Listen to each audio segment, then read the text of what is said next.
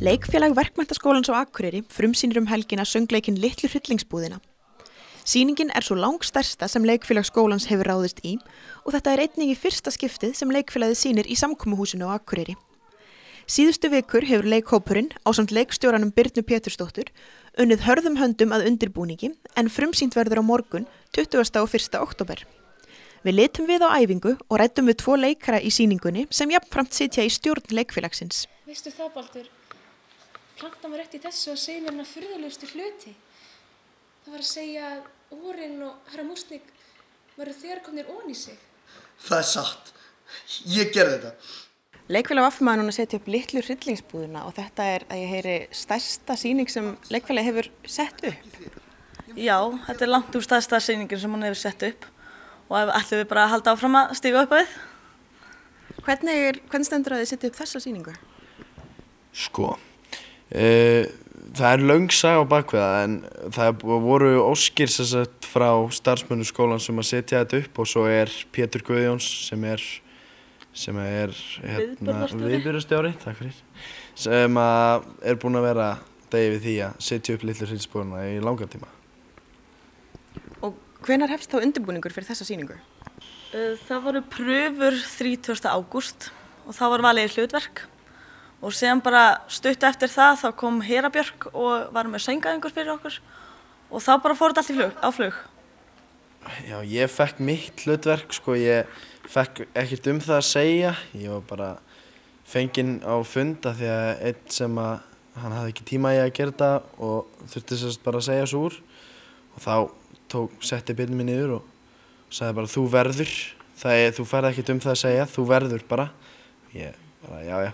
Allt góðu. Þetta bara búið að vera mjög gaman núna að gera þetta og já. Og hlutverkið þitt Músnik, eigandi Litlu hryllingsbúðarinnar. Og þitt hlutverk Já, ég ein af kvartetnum. Upphaflega þetta tríó, við bættum einni við og ég svona götustelpa. Og eiginlega svona að segja sögu hryllingsbúðarinnar, svona við og við. Og hérna með okkur höfum nú líka þriðja leikaran, má ég segja það?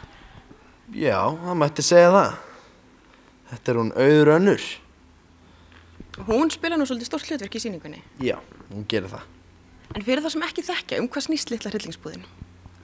Þetta sem sagt mann eða ungan pilt sem vinnur á blómabúð sem gengur ekkert alltof vel og allt í einu finnur hann óvenjulegt blóm, sem sagt auði aðra, og þá fer alltaf að stíga upp á við.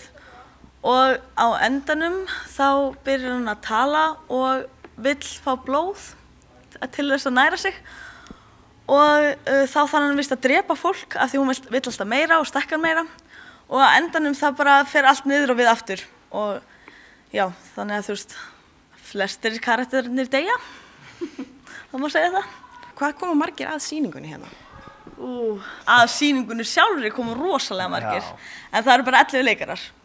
Eða 12 núna því það einn sem leikur inn í plöntunni og einn sem talar fyrir plöntuna.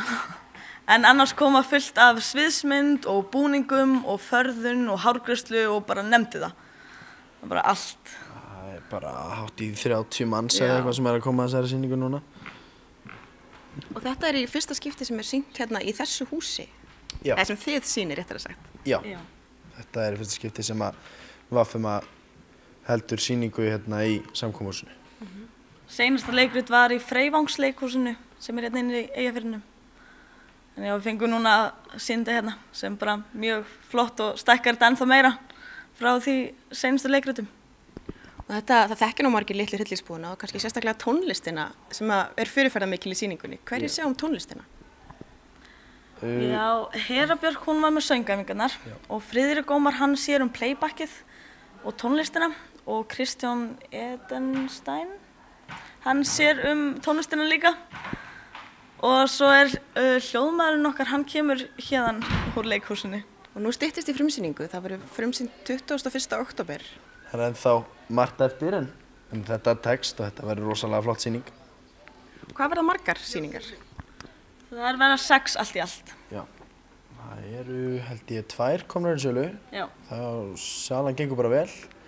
Þú getur keypt miða á Mag eða Tix.is eða hringt í 450-1000. Og hvernig er stemmingin í hópnum núna viku fyrir frumsýningu? Það er mikil spenna Já. og allir rosalega spenntir að fá að sýna þetta frábæra verk. Svo það getur lifað og fært þér alltaf dásamlega sem þú verðskuldar. Þú veist ekki hvað þetta að segja. En ég gera það einmitt. Því að þetta er eina gjöfin sem ég get gefið þér. Og þegar ég er komin inn í blómið, þá verð ég hluti af því. Þannig eiginlega verðum við alltaf saman.